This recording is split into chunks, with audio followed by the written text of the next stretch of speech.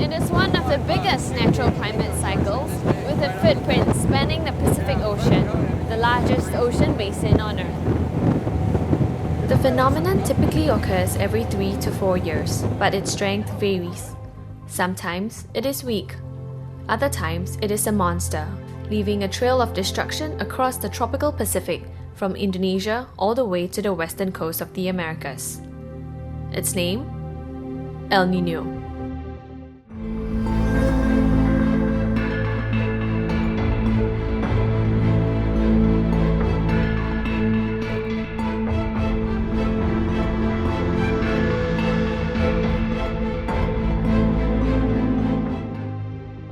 El Niño is part of the El Niño Southern Oscillation and is associated with the warming over the tropical Pacific Ocean. Yeah, so the Pacific Ocean, is very large, but then it's also showing large variations in the east-west direction.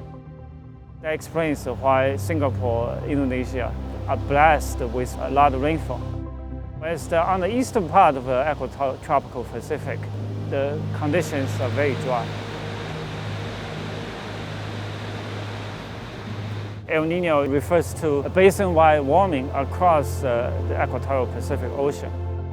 The normally cold conditions are going to be replaced with anomalous warming. The warming of the ocean is going to attract raining clouds from west to the eastern part of the tropical Pacific. El Niño will occur regardless of climate change, but these events could hold insights for scientists. El Niño is crucial in providing changes for climate scientists to probe physical processes, mechanisms of climate system, and therefore leading to a better prediction of what's going to happen as climate warms.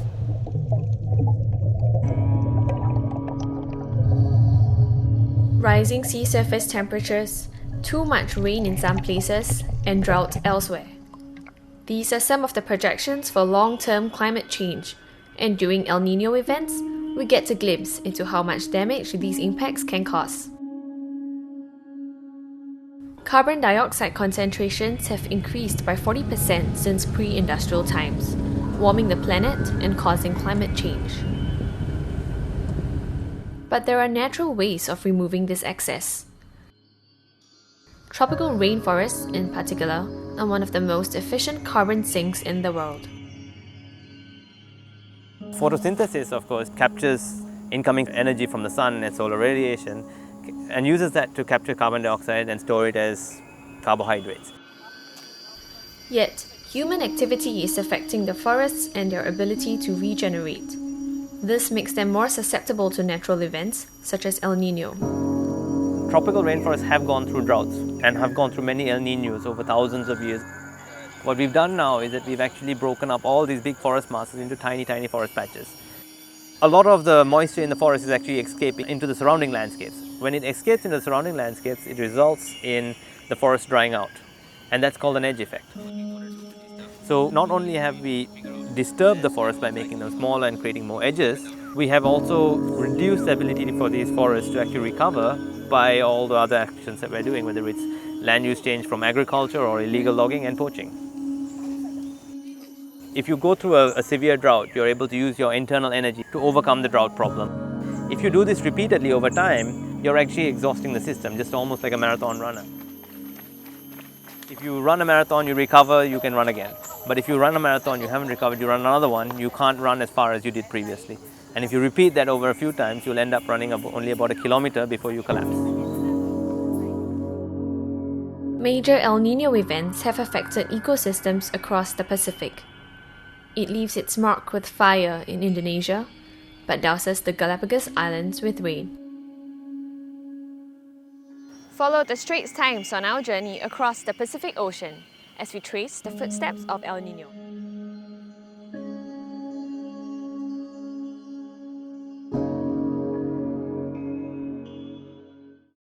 Behind me are the smouldering embers of a fire that started about a month ago in Bangladesh Regency in Riau, Indonesia. Started by humans, fires on forests and plantations can be made worse by weather events, such as El Niño. The fires cause smoke haze, which winds carry around the region. El Niño is a natural phenomenon that occurs regardless of global warming, but severe events can give us a glimpse into what things could be like in a warming world. In Southeast Asia, El Niño causes hotter and drier conditions, which worsens the forest fires typical of the agroforestry landscape in Indonesia. In 2015, it caused the region to suffer its worst haze episode on record.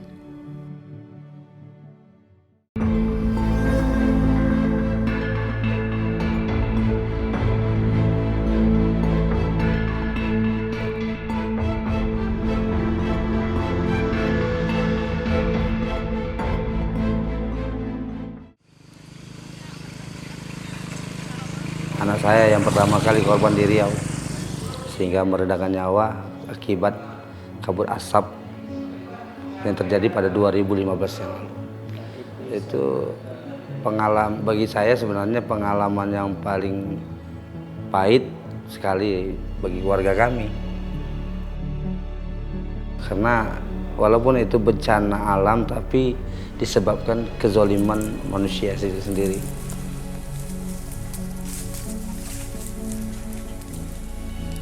Jadi di tahun 2015 itu memang kemarau sangat panjang gitu ya.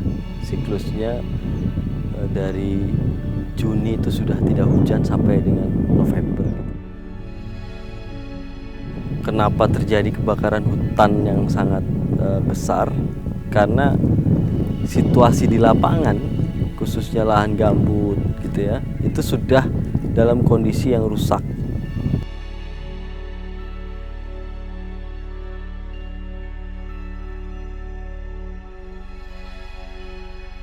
But when peat swarms are converted into plantations, the water is drained, destroying the ecosystem. The dried peat provides fuel for fires, often set by humans to clear land. The 2015 haze crisis caused about 100,000 premature deaths, and families like Mr. Muklis are still grieving over their lost loved ones. Climate change could increase this number. With the climate change, due to the global temperature rise, the frequency of El Nino is more intensified, is getting more frequent, and this will cause more persistent effect also on the ground. So in Indonesia, the big forest fires happen once in a decade.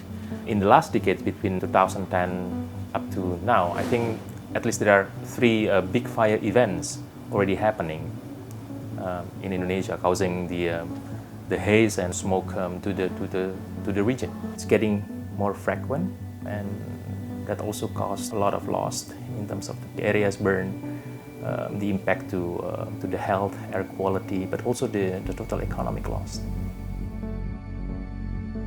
Yet the fire situation in Indonesia has improved considerably since 2015. In Riau, fire may be destroying forests, but in West Java, Earth's natural defense against climate change have found allies.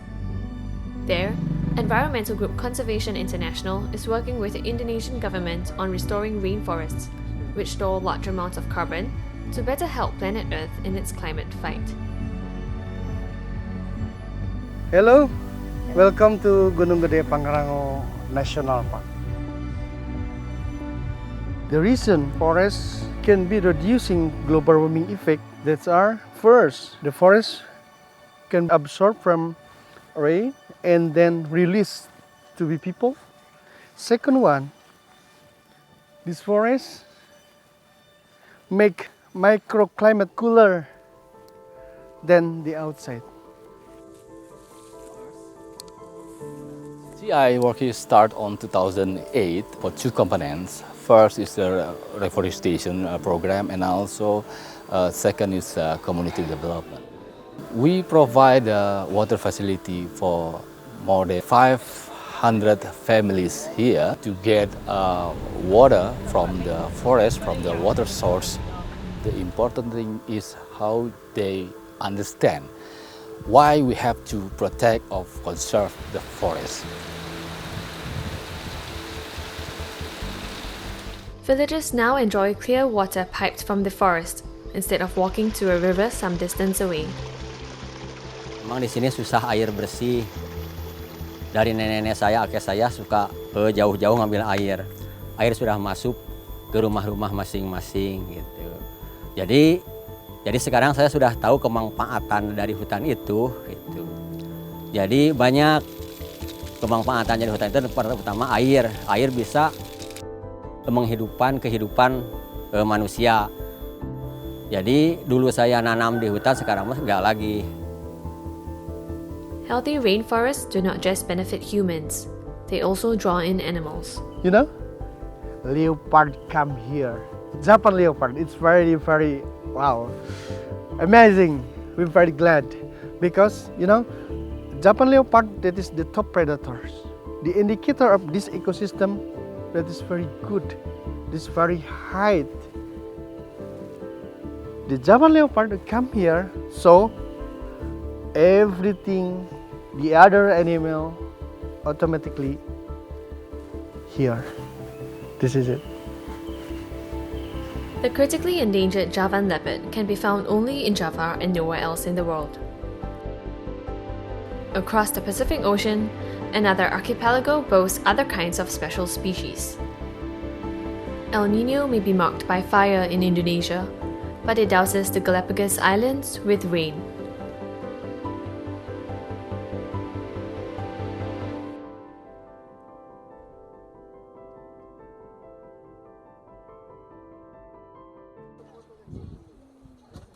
Oh, they are the beautiful blue-footed boobies. They are dancing. That is part of the courtship display. Yeah, and this will be like the male who is trying to dance around the female because he's trying to get the attention of the female.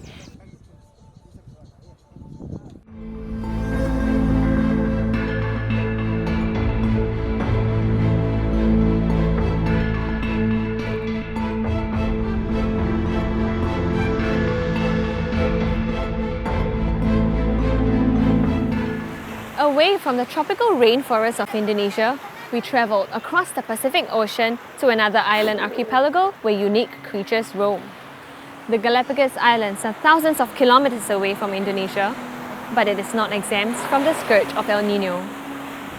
Well, you know, actually in 1997, 1998, when I was here, it was actually really hard for the blue-footed boobies. Well, it was really severe when we had El Nino, is that they didn't make it at all. I mean, all the chicks didn't survive, the eggs were floating in the water, so they didn't make it. In Ecuador's Galapagos Islands, El Nino leaves a different kind of impact: rain. Here in the Galapagos, obviously, we do have these two seasons. We have the hot, rainy season. It starts in December and then until May, more or less. We have these beautiful blue skies, very hot weather, and all of a sudden it rains for a few hours and then it stops.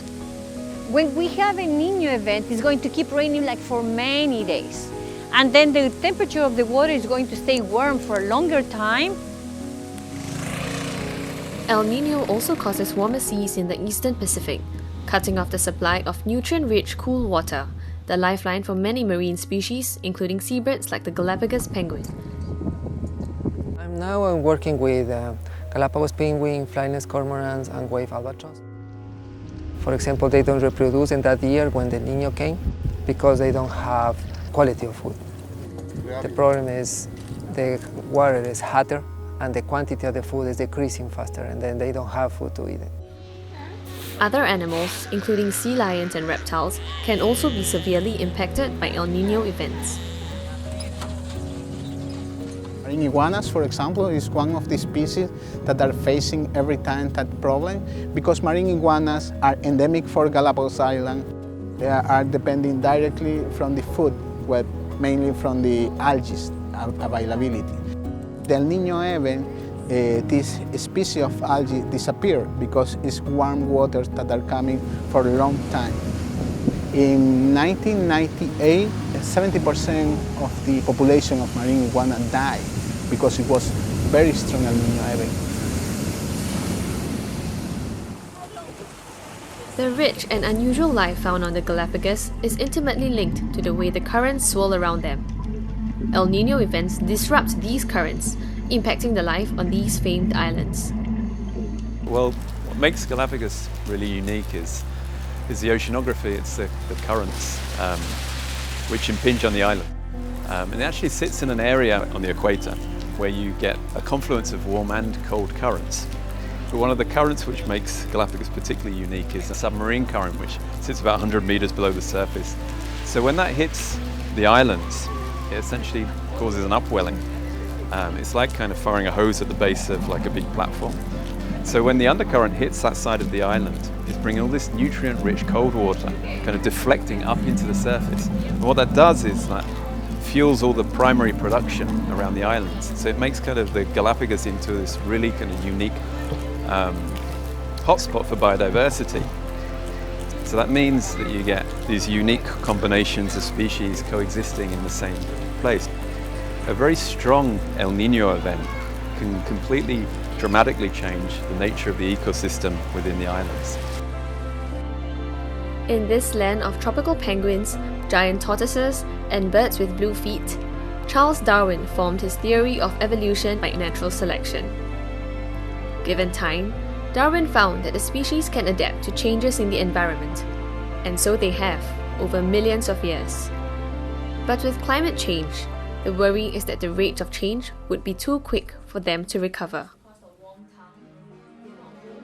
97-98, El Niño, in according to official reports, was more than $100 billion around the world. El Niño provides a lab of learning, the good practices, the lessons learned, and to assimilate them in a long perspective for climate change. If we mitigate the impacts with all this preparation, the social, human, environmental components, we are really doing the things well to prevent in long term more and more amplified effects of El Niño and extreme events, which is the strongest evidence of the climate change. We are developing a management plan for mitigation of some species. We are developing some strategies to have a clean energy like solar panels or wind system. This is also very important for us.